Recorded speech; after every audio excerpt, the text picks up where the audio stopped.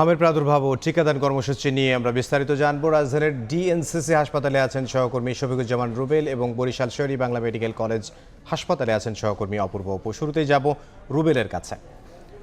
রুবেল, হামে আক্রান্ত হয়ে রোগীর সংখ্যা কিন্তু এখনও হসপিটালে বলা যায় যে আগের মতোই, কমার কোনো চিহ্ন আমরা দেখতে পাচ্ছি না, বরং প্রতিনিয়ত আমরা দেখতে পাচ্ছি যে হাসপাতালে রোগী রিপ্লেস হচ্ছে।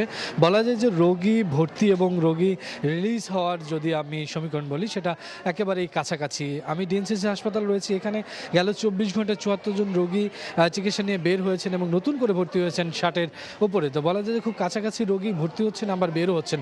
সবচেয়ে বড় আশঙ্কার বিষয় হচ্ছে যে হাম প্রতিদিনেই তার চরিত্র বদলাচ্ছে। যেমন আমরা কোভিডের সময় দেখেছিলাম যে প্রতিদিনেই কোভিডে যেরকম চরিত্র বদলাতো, ঠিক তেমনি হামেরও লক্ষণ, চরিত্র, তার ভেরিয়েন্ট আমরা দেখতে পাচ্ছি। গবেষকরা, বিভিন্ন চিকিৎসকরা কিন্তু বলছেন যে হামে বিভিন্ন লক্ষণ, তারা উপসর্গ, নতুন নতুন উপসর্গ নিয়ে ভর্তি হতে দেখছেন এবং পরবর্তী সময়ে পরীক্ষা নিরীক্ষার ফলে দেখা যাচ্ছে যে তিনি হামে আক্রান্ত। এবং আরও বড় বিষয় হচ্ছে যে আমরা শিশুদের কথা বলছি, কিন্তু নবজাতকের পাশাপাশি আমরা দেখছি যে 5 থেকে 10 বছর, 20 বছরের তার চেয়েও বয়স্ক লোকদেরও হামে আক্রান্ত হতে দেখা যাচ্ছে। এবং ডিএনসিসি হাসপাতালেই চিকিৎসকদের তথ্য অনুযায়ী এখন পর্যন্ত 20 জন ভর্তি রয়েছেন এই হসপিটালে। এবং সবচেয়ে আশঙ্কাজনক বিষয় হচ্ছে যে অনেকেই নবজাতক শিশু নিয়ে চিকিৎসা নিতে এসে তারা সংক্রমণ হয়েছেন। তো বলা যায় যে অত্যন্ত ছোঁয়াছে এই রোগ। এবং চিকিৎসকরা যেটা বলেন যে একজন রোগী অন্তত 20 জন মানুষকে হামে ইফেক্টেড করতে পারে।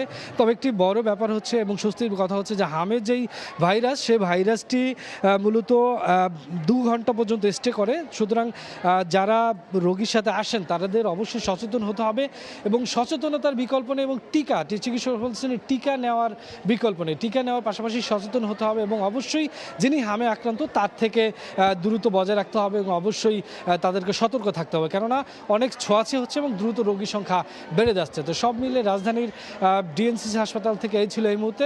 আমাদের আরেক সহকর্মী বরিশালে রয়েছেন অপূর্ব অপু, তিনি জানাবেন সেখানের হামের পরিস্থিতি।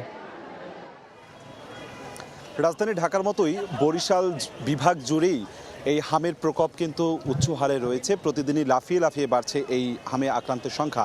আমি আছি বরিশাল বিভাগের সবথেকে বড় চিকিৎসা কেন্দ্র বরিশাল শের-ই-বাংলা মেডিকেল কলেজ হাসপাতালের সামনে রয়েছি। এই হাসপাতালের ভিতরে এই মুহূর্তে শিশুদের চিকিৎসা দেবার মতন কোনো বেড খালি নেই। একটি বেডে 2 জন 3 জন করে শিশু শুয়ে চিকিৎসা নিচ্ছে, বাধ্য হয়ে হাসপাতালের মেঝেতে শুয়ে চিকিৎসা নিচ্ছে, কেননা গত 24 ঘন্টায় নতুন করে 34 জন নতুন করে রোগী ভর্তি হয়েছে এই হাসপাতালে। এ নিয়ে সংখ্যা দাঁড়ালো 118 জন এখানে এই মুহূর্তে চিকিৎসাধীন রয়েছে, অথচ বেড রয়েছে আইসোলেশনের মাত্র 30টি। অর্থাৎ বুঝতেই পারছেন ভয়াবহতাটা কতটা। চিকিৎসকরা বলছেন তারা এক ধরনের হিমশিম খেতে হচ্ছে চিকিৎসা দিতে এবং অভিভাবকরাও কিন্তু আসলে কাঙ্ক্ষিত চিকিৎসা না পেয়ে সন্তুষ্ট নয় বলে তারা ক্ষোভ প্রকাশ করেছেন। হাসপাতালের ভিতরের অবস্থাটা আসলে খুবই ভয়াবহ একটা অবস্থা তৈরি হয়েছে। আপনি জানেন যে সরকার কিন্তু কার্যকরী বেশ কিছু পদক্ষেপও নেওয়ার তারা চেষ্টা চালিয়ে যাচ্ছে। রাজধানী ঢাকা সহ দেশের 4 সিটি কর্পোরেশন এলাকায় গতকালকে থেকে বিশেষ টিকা ক্যাম্পেইন কার্যক্রম তারা শুরু করেছে। রাজধানী উত্তর এবং দক্ষিণ ঢাকা সিটি কর্পোরেশন, সেই সাথে ময়মনসিংহ এবং বরিশাল সিটি কর্পোরেশন এলাকায়ও গতকালকে থেকে এই টিকা কার্যক্রম শুরু হয়েছে। আজকে সকাল থেকেও আমরা ঘুরে দেখেছি বিভিন্ন টিকা কেন্দ্রগুলোতে ভিড় লেগে গেছে টিকা নেবার জন্য এবং স্বাস্থ্য কর্মকর্তারাও বলছেন যে 6 মাস থেকে 59 মাস বয়সী শিশুদেরকে টিকা দিতে অভিভাবকদেরকে স্বাস্থ্য কেন্দ্রগুলোতে নিয়ে আসার আহ্বান জানানো হয়েছে। তো আপাতত বরিশাল থেকে আমার কাছে বরিশাল শের-ই-বাংলা মেডিকেল কলেজ হাসপাতালের সামনে থেকে সবশেষ এতটুকুই খবর ছিল।